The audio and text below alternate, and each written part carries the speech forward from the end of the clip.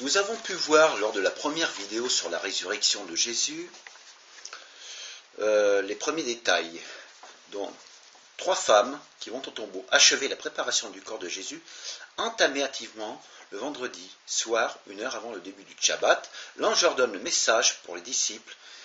Elles retournent immédiatement en ville voir les disciples. Pierre et Jean vont en courant au sépulcre et constatent que le tombeau est vide. Marie de Magdala se rend au tombeau et s'adresse à un inconnu, sans savoir que cet inconnu est en réalité Jésus. Jésus apparaît à Pierre. Jésus se joint à la soirée à 2 disciples qui marchent vers le bourg d'Emmaüs. Et ces deux-là retournent hâtivement vers Jérusalem pour annoncer aux autres disciples ce qu'il s'est passé. Et ce même soir, Jésus apparaît au milieu des disciples malgré que toutes les portes soient fermées. Marc, chapitre 16, verset 12, confirme que Jésus est apparu à 2 disciples en route pour aller à la campagne, et il précise également qu'en l'occurrence Jésus leur est apparu sous une autre forme. Donc ils l'ont reconnu, mais ils ne l'ont pas reconnu. Ils ont vu Jésus sous un autre aspect. Jésus apparaît aux disciples le soir du premier jour. C'est donc 2 hommes très essoufflés qui arrivent en pleine nuit au mont des Oliviers. Il fallait vraiment que ces 2 disciples soient des amis intimes pour qu'ils connaissent l'endroit où se cachaient les apôtres et où ils s'étaient barricadés par peur des Juifs. Ils frappèrent donc à la porte à la manière dont ils avaient été convenus, c'est-à-dire avec un code entre les disciples, et ils durent attendre un moment jusqu'à ce qu'on les reconnaisse et qu'on les laisse enfin entrer. Ils eurent beaucoup de mal à raconter tous les détails de l'aventure qui venait de leur arriver sur le chemin d'Emmaüs. Tout le monde les écoutait attentivement lorsque soudain Jésus leur apparut au milieu d'eux, toutes portes et fenêtres étant closes et barricadées.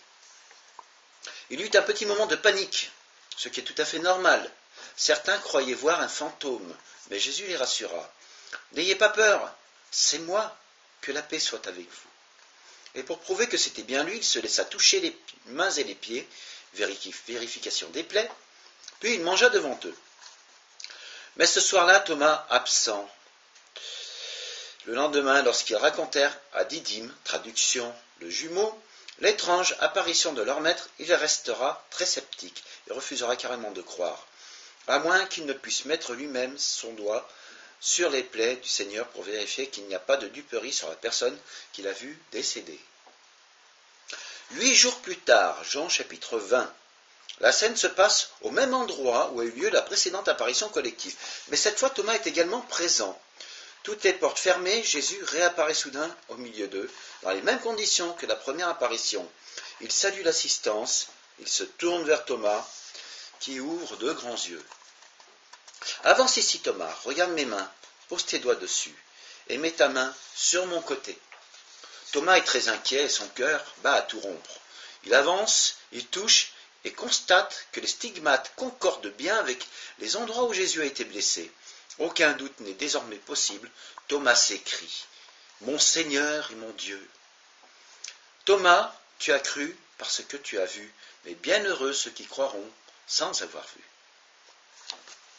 Bien des années plus tard, Thomas partira enseigner la bonne nouvelle en Inde, et là il confirmera sa foi par le sacrifice de sa vie. Apparition au bord du lac de Génézareth. Simon est remonté avec 6 autres disciples, Jacques, Jean, Thomas, Nathanaël et 2 autres, à Bethsaïda, la ville où ils habitaient. Un soir, Simon, qui avait préparé ses filets, dit aux autres, « Je vais sortir pour pêcher cette nuit. Voulez-vous venir avec moi ?» Les autres disciples furent tous d'accord pour l'accompagner et lui porter assistance. Et les voici partis sur le lac de Génézareth, avec le capitaine Simon et les 2 fils du vieux Zébédée, qui fut soulagé et heureux de les retrouver et encore plus de les revoir pêcher. Mais cette nuit-là, le poisson fut encore plus capricieux que d'habitude. Pendant toute une nuit, les 7 hommes jetèrent et remontèrent leurs filets, mais en vain, pas le moindre poisson qui vaille la peine d'être ramassé. Au petit matin, le soleil se leva derrière le village de Hippos, juste derrière les montagnes qui cachent le grand désert de Syrie. Pierre était de très mauvaise humeur, Thomas et Nathanaël dormaient à moitié, pendant que Jacques et Jean repliaient les voiles pour rentrer au port. La grande barque longeait le rivage lorsque soudain un inconnu les interpella. Enfants, n'avez-vous rien à manger ?» Le nom qui sortit de leur bouche était plutôt sec et frisait la nervosité. Pensez donc devoir admettre à un inconnu qui les traite d'enfants, que cet homme ont travaillé toute la nuit pour rien, et l'inconnu sur le rivage persiste. Jetez donc le filet du côté droit de la barque, et vous trouverez. En général, Simon n'aimait pas tellement les conseils, et encore moins ceux d'un inconnu. Mais il se passait actuellement tant de choses étranges que plus rien n'était logique. Maintenant, Pierre se demandait pourquoi cet homme, sur le rivage, les avait appelés enfants. C'est donc un esprit de doute et de méfiance qu'il donna l'ordre de lancer son grand filet du côté droit de la barque. Soudain, l'eau se mit à vibrer. Des milliers de lames d'argent scintillaient ou étincelaient à la surface de l'eau du lac. C'était comme si un banc entier de poissons était apparu et s'était engouffré dans les filets que tendaient les disciples, qui n'en croyaient pas leurs yeux.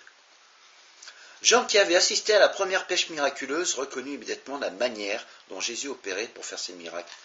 Et il n'eut plus de doute. Il se pencha vers Simon et lui dit « C'est le Seigneur !» Pierre, qui travaillait tout nu dans la barque, faillit avoir un coup de sang. Et par respect pour son maître, il enfila sa tunique, attacha fébrilement sa ceinture et se jeta à l'eau, abondamment, abandonnant la prise du filet à ses compagnons qui tiraient de toute leur force. Les 6 hommes qui restèrent dans la barque remontèrent les filets avec beaucoup d'efforts. On dénombra au moins 153 grands poissons comestibles, et on rejeta les trop petits dans le lac. Malgré ce poids énorme, pas une maille du filet ne lâcha. Le filet tenut bon. Lorsque la barque fut arrivée près de l'endroit où Pierre était sorti de l'eau, les disciples virent avec satisfaction que l'inconnu avait préparé un feu de charbon sur lesquels les poissons braisés attendaient les visiteurs. Dans la fraîcheur du petit matin, les disciples s'assirent au cercle autour du maître et mangèrent les poissons avec appétit. Tous regardaient le maître avec curiosité. Jésus avait quelque chose de différent depuis qu'il était ressuscité, et pourtant aucun disciple n'osa lui poser la question qui brûlait les lèvres de chacun présent. Jean chapitre 21, verset 12. Qui es-tu ? Car chacun savait maintenant que c'était le Seigneur. Personne n'osait lui demander qui il était, car ils avaient identifié leur maître. Simon, nommé chef des disciples. Lorsque tout le monde eut fini de manger, Jésus interpella Pierre. « Simon Pierre, fils de Jonas, m'aimes-tu » Simon fut très troublé. Il savait parfaitement que lorsque Jésus l'appelait, en indiquant sa descendance, que quelque chose d'important ou de grave se préparait. Simon ne pouvait oublier son triple reniement qui pesait lourdement sur sa conscience. Une deuxième fois, le maître lui demanda « M'aimes-tu » Enfin, la troisième fois que Jésus lui posa la même question, Simon avait les larmes dans les yeux lorsqu'il lui déclara « Seigneur, tu sais toutes choses, alors tu sais aussi que je t'aime. » À ce moment, Jésus lui donna les commandements de ses disciples en lui disant « Paie mes brebis. » Comme un pasteur mène ses brebis sur la route qui mène au royaume des cieux. En 4, réflexion sur les apparitions de Jésus. À la lecture de tous ces détails, une chose saute aux yeux. Jamais les proches de Jésus, ne reconnurent immédiatement leur maître, tant le changement était flagrant. Voilà comment certains le reconnurent. Marie de Magdala a sa façon de l'appeler par son prénom. Les disciples d'Emmaüs a sa façon de bénir le pain. Thomas en touchant les cicatrices de ses plaies. Jean et Pierre par la deuxième pêche miraculeuse de Jésus.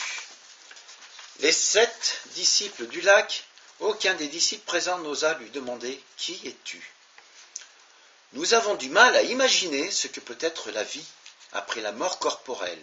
Toutefois, Jésus a voulu nous aider par la foi et par son exemple à croire ce que nous ne comprenons pas. Dieu est miséricordieux et il démontre que l'amour efface bien des péchés. Marie-Magdalène et le bon larron, ce sont 2 exemples.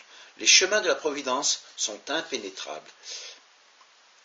Mais il était évident, indispensable que le Maître vienne après sa mort corporelle pour accomplir et compléter son enseignement. Ce que veut dire ressusciter, que le fameux Messie, tant attendu, n'est pas un chef de guerre, mais le roi d'un autre monde où règne l'amour et la vérité. C'est tout un nouvel art de vivre ensemble, comme le vivent les élus au paradis, durant l'éternité.